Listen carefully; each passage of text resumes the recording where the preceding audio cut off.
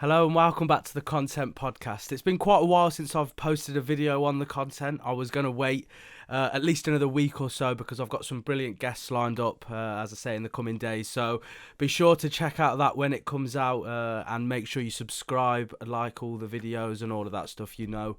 By now, when you watch a YouTube video, what the person who's making the video is going to say, like, subscribe, all of that stuff. But like I said, I wasn't going to post anything until the next week or so, but when it comes to Qatar, when it comes to Manchester United, the United fans are desperate to obviously discover any information they can, and rightly so. This feels anyway like a situation where it's so close but yet so far, and you know it could be such a turning point in the lives of Manchester United supporters if of course the club gets sold by the Glazers.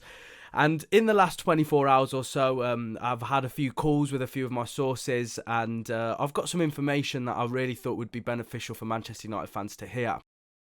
So as we know, I think, you know, it's fair to say that Sir Jim Ratcliffe's bid for Manchester United has been well documented in the media, and understandably so, as obviously he's a British man, and in the country of England, obviously there's going to be a lot more access to information on that front.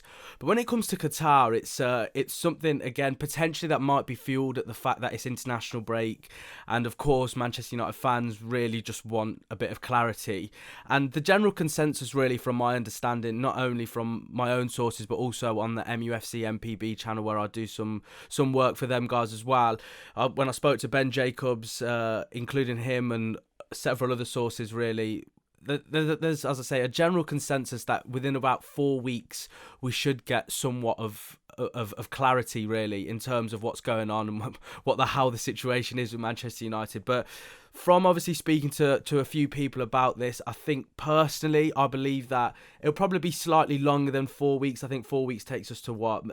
Just before the middle of November. I think potentially early December will be a crucial period in this whole process. As I say, you know, the first week potentially, I think that's when we can get something really significant, whatever that may be. But in terms of Sheikh Yassim, in terms of Qatar, there's international outlets at the moment reporting Sheikh Yassim's confidence, which has been reassured as this process has gone on, despite the delays and the confusion, shall we call it, from the Glazers' perspective. But I obviously had the opportunity to speak to one of my sources in terms of details of this potential deal, and I asked him basically if, you know, Manchester United accept a bid, or the Glazers, should I say, accept a bid from the Qataris for a full sale, how long would the process take before, you know, metaphorically, the Qatari ownership will get the keys to Old Trafford? And because of the proof of funds already obviously being there, the due diligence that's been took out from Qatar in this whole process, I was told that it could take only a few weeks for the keys, as I say, to be passed over to the Qatari ownership. And if this was obviously going to happen, this was obviously only going to apply to a full sale only if Ratcliffe was successful in his bid, which I think is very unlikely, which I'll get onto shortly. This, as I say, will only apply to a full sale, so the whole process then would take around 3 weeks at the most, I reckon, from obviously what I've been told. So it can be very quick, and obviously if the time frame fits what a lot of people are reporting at this moment in time, you know, there could be a chance that if Qatar are successful, they could even be in power, shall we call it, by January, which would be vital considering, you know, the difficulties Erik ten Hag finds on the pitch at the moment. But, you know, I don't think necessarily now that the transfer window is something that's a real priority now for the potential new owners. It was in the summer. They were desperate to get the keys. As I say, I love that phrase. I'm going to keep using it, the keys to Old Trafford.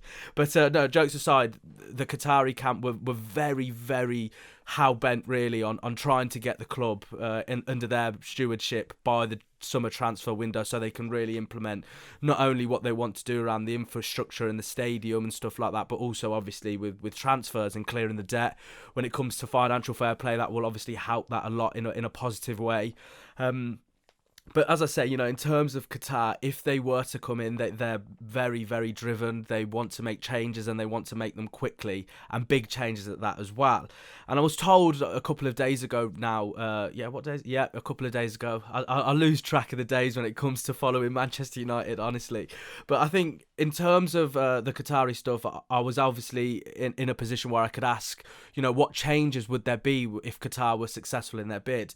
And I was told if obviously it's out of the transfer window time, so if it's not in January that this happens, then their main port of call will be to do with the stadium. It won't only be to obviously fix the rotting stadium, I think is probably the nicest way I can put it at the moment, but also to implement their stadium sponsors, which was obviously expected. You know, if they're going to acquire something for £5 billion, I'm sure you want to put a couple of your own sponsors in there somewhere, which is obviously understandable.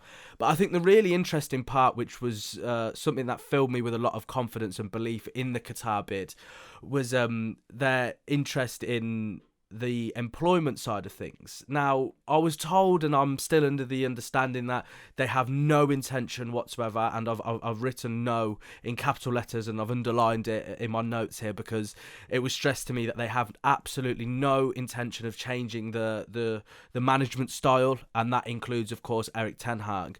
But the things that they do want to implement in terms of the employment side of things at Old Trafford, they're very confident, and I think they've got every right to be so, that they can continue United in terms of making money, the revenue and the marketing side of things. They feel like they can really hold that down, if you like, and maintain what it is. Because at the end of the day, if we're talking about a business of Manchester United, that's probably the only thing that they can brag about, is the fact that they still turn over millions and millions and millions of pounds every year, year after year after year.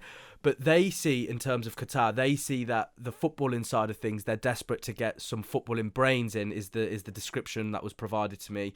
As I say, they feel like they can hold down the financial side of things, and obviously with the wealth that they have, I'm pretty sure that's not exactly a big breaking news segment there. But in terms of the people they want to employ people, as I say, who have got the good footballing knowledge behind them, the footballing brains, the footballing IQ, which obviously Manchester United have been lacking ever since Sir Alex Ferguson decided to step down. So again, this will almost fill the Qatar in fans with a lot of confidence, because ultimately they don't want to make massive changements to the specific management style. They just want to put in place individuals that will help Erik ten Hag in his pursuit of big trophies at Manchester United. And in terms of the way that Qatar feel about the Sir Jim Ratcliffe bid, now, obviously, Sir Jim Ratcliffe, it's been quite an interesting one, to say the least, because obviously his versatility, I was told, was something that makes him feel confident in terms of his bid. You know, he's bid several different ways and manoeuvred himself in a way that will ultimately get him through the door at Manchester United.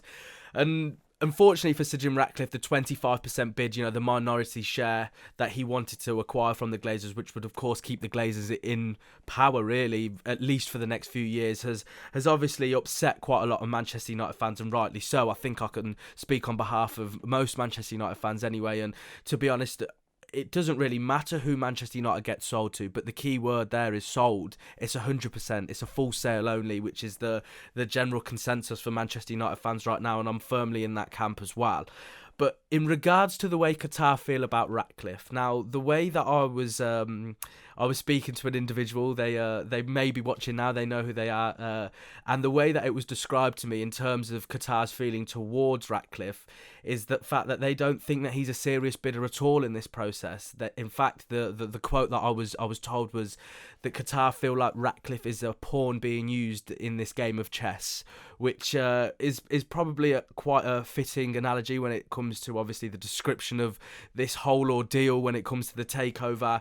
And the way that Qatar see it is the fact that Ratcliffe's obviously just been kept in the picture, obviously to drive competitive tension, which would then lead on to a higher bid, as we've seen in this whole process from Qatar.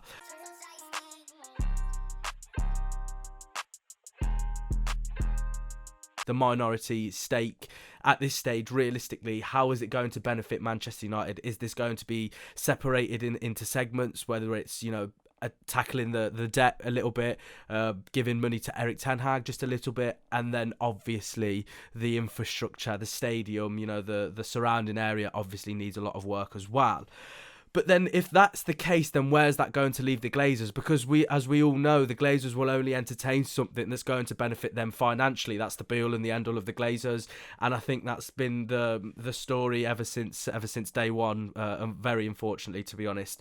But if they do go with that minority bids, then where does that leave them in terms of benefiting in the short term? Of course, there's that long-term plan to eventually buy them out.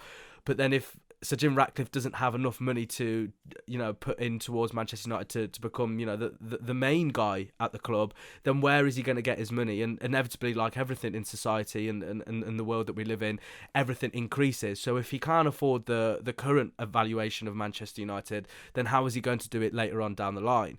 Which obviously, that added on to the information that I was told, in my personal opinion, I just don't think Ratcliffe's going to be successful in this. It's led me to believe that it is going to be very unlikely that he's going to win.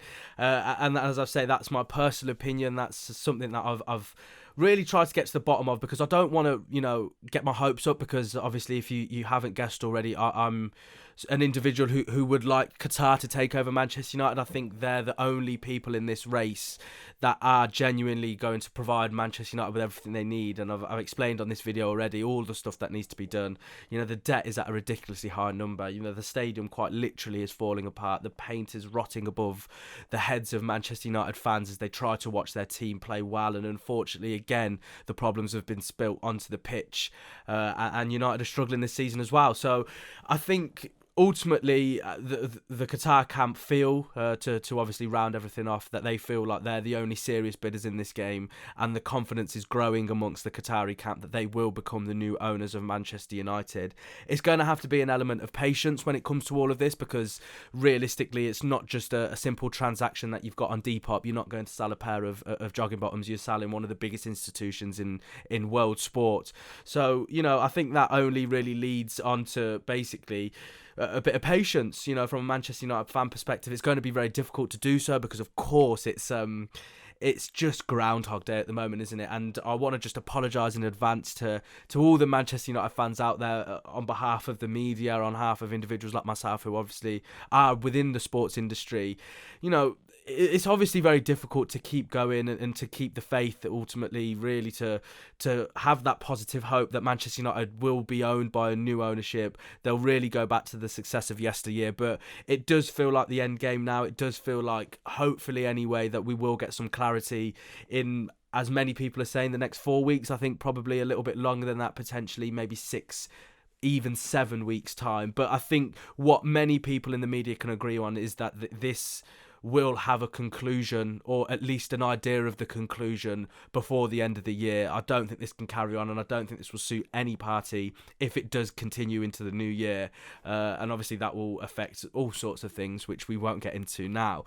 But yeah, that's pretty much it. And also, if you have got to the end of this video, and you will use any of this stuff to clip up or to tweet off your own accounts in terms of any sources, and I'm perfectly fine with that. But the thing that really annoys me is, if you're going to tag me, then tag the content. Come on, we're trying to get this off the ground. I've released this information on the content podcast, so do us a favour and make sure you tag the content if you're not going to tag me. And always, people, when I do release stuff, they always put at Anil Kandola and then at TalkSport. Yes, I work at TalkSport. I absolutely love working at TalkSport, but if it's TalkSport information or sources, it will be directly posted through their website or through the Twitter account, or the absolutely superb, the brilliant Alex Crook, who's the chief football correspondent at TalkSport. He's wonderful. He's across absolutely everything there is, not just with Man United, pretty much every bloody team in the country. I don't know how he does it, because I struggle just with Man United alone.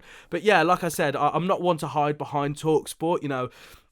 If the information that I've shared with you guys today, or any other point, whether it's on my Twitter account or any of the other work that I do, I won't hide behind any of the platforms that I work for. These are my sources, my information, and if they do turn out to be incorrect, then I'll hold my hands up and I'll take that on the chin. It's not something I'm going to hide behind an institution like TalkSport or MUFC MPB, which I do some work for as well. This is my information, my sources, and I'll stand by them no matter what. So just to clarify everything, I think the general feeling amongst the Qatari camp is they're very confident. They don't see Ratcliffe as a major threat or any threat at this stage, and they are very, as I say, confident. I think that's the word. That is the one word. I've probably said it about 100 times on this, but confidence is key in life, ladies and gentlemen, and Qatar firmly have that confidence. That's pretty much it. Be sure, as I said, I mentioned at the start of the video, please subscribe, like these videos. It really helps push the channel, and I have some brilliant guests lined up in the next week or so. It's been quite a while, as I've said before, since I've posted on this channel, but I thought, why not? Let's get this going. During an international break, let's give the Manchester United fans not only some information about about Qatar, but I'll also be getting on some content creators from the world of football. That's some Man United fans, some fans of other clubs as well, to have a good old chinwag. I think that's what we're all here to do. So thanks again to everyone who's watched this video. Please be sure, as I keep saying, like, subscribe. I'll drop my socials just down there. There we go. That was quite cool, wasn't it? And please follow me. Drop me a message if you want me to talk about certain things, whether that be on my own channel or MUFC MPB or anything like that. Then do give us a shout, and we'll take it from there. Hopefully, anyway, the next time I do a video on Qatar and the takeover, it's positive news. I may even have a Qatari flag behind me and one of them brilliant all-white outfits. I'm not sure my face will suit one of them, but we'll probably give it a go. Thanks as always to everyone, as I say, to tuning in. Please be sure to like, subscribe, and follow the content for more content.